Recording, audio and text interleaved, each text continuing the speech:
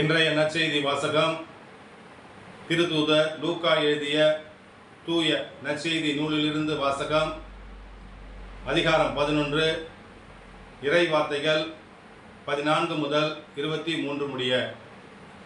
அக்காலத்தில் இயேசு பேச்சிழந்த ஒருவரிடமிருந்து பேயை ஓட்டினார். பேய் வெளியேறவே பேச்சிழந்த அவர் பேசினார். கூட்டத்தினர் வியந்து நின்றனர். அவர்களுள் சிலர் பேய்களின் தலைவனாகிய பெயல்செபூலை கொண்டு இவன் பேய்களை ஓட்டுகிறான் என்றனர்.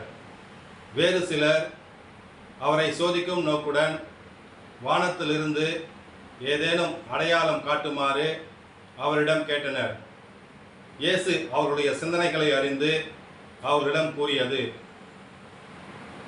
தனக்கு எதிராக தானே பிளவுபட்டு போகும் எந்த அரசும் பாழாய் போகும், அவ்வாறே பிளவுபடும் வீடும் விழுந்துவிடும்.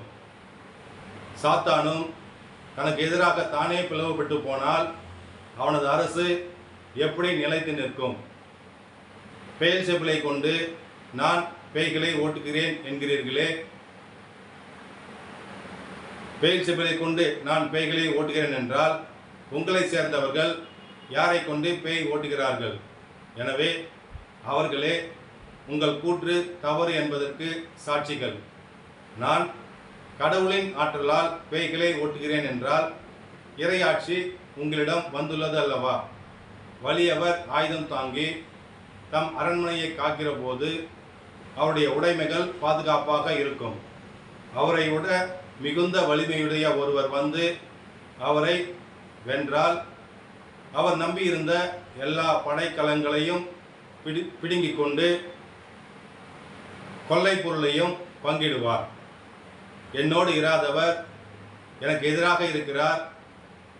என்னோடு இணைந்து மக்களை கூட்டி சேர்க்காதவர் மக்களை சிதறடிக்கிறார்.